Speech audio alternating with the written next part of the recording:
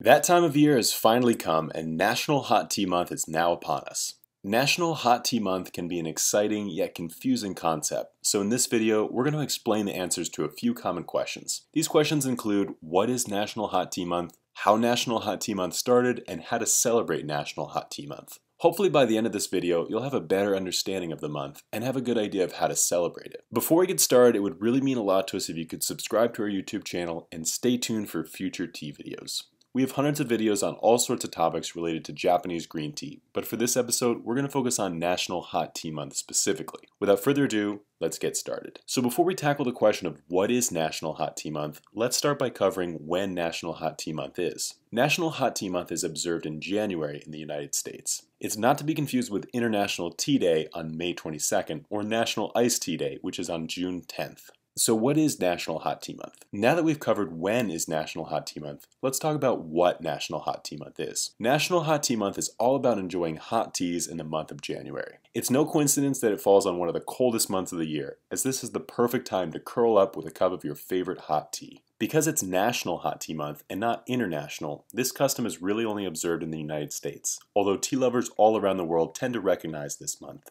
After all, what true tea lover would turn down an excuse to drink more tea? Because it's a United States holiday, let's take a brief moment to talk about tea in the United States. While the first country that comes to mind when you think of hot tea may be a country like England, tea also has a role to play in the history and culture of the United States. Of course, there is no better example of the rebellious spirit of this former colony than the Boston Tea Party. In many ways, this act of dumping tea into the Boston Harbor kickstarted the revolution that led to the formation of the country. Black tea has consistently been the most common type of tea consumed in the United States, and it's mostly drunk as an iced tea. So-called sweet tea has become an icon to represent the American South, and still to this day, families in the southern states brew this sweet drink using the same recipes their families have been using for generations. In the South, there is actually a very small handful of tea fields. South Carolina is perhaps one of the better known states for tea production, as it benefits from mild winters, seasonal rainfall, and slight elevation. Of course, the tea culture in the United States pales in comparison to a country like Japan, but at least there is a whole month recognized for the consumption of hot tea.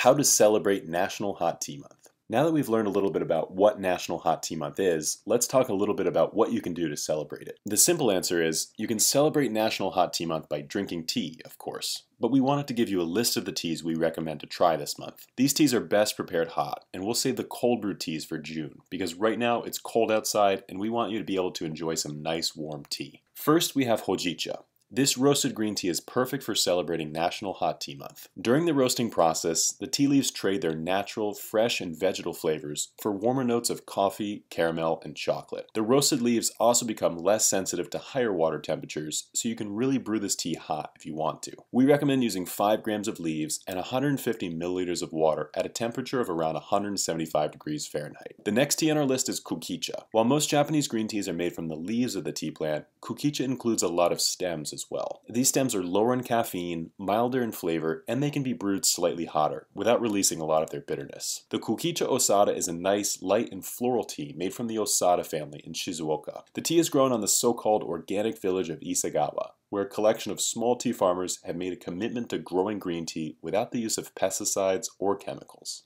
To make things interesting, we also have the Nadeshiko Rose. The Nadeshiko Rose is a rare type of Japanese fermented tea. While most Japanese teas are green teas, this tea falls into a different category of tea, known as post-fermented tea. In this case, the tea leaves are fermented with koji, which is also used to produce other Japanese classics like soy sauce, sake, and miso. This fermentation process gives the tea a unique pink color and a darker flavor, with hints of strawberry. This tea can be prepared using hotter water, making it the perfect choice for National Hot Tea Month. Bancha is another great tea to brew hot. After sencha, Bancha is the second most popular type of tea in Japan. It's made from the older tea leaves, lower down on the tea plant. These leaves are tougher, higher in minerals, and lower in caffeine. This tea is perfect for the evening time. It can help soothe the stomach, which is why it's often drunk after a meal, and it's lower in caffeine. While the younger tea leaves are known for their fresh, vegetal flavors, the taste of Bancha is more subtle, with earthier notes of wood and a hint of citrus. Finally, we have the Matcha Latte. Nothing beats a well-prepared matcha latte when it's cold outside. You may find that this drink can be quite soothing and enjoyable, but also a good way to get started into the world of Japanese green tea. These stronger flavors that Japanese green teas are known for may take some getting used to, but a little bit of oat milk and a pinch of sugar can help them them go down easier. For matcha lattes, we recommend using the latte grade matcha. This is a tea we first discovered during our visit to Mr. Masuda's tea field in Shizuoka. This tea is more affordable than a premium matcha, and it has a strong flavor that carries through the oat milk. Like all the teas we offer, this one was grown without the use of pesticides or chemicals. Thank you all so much for taking the time to watch this video.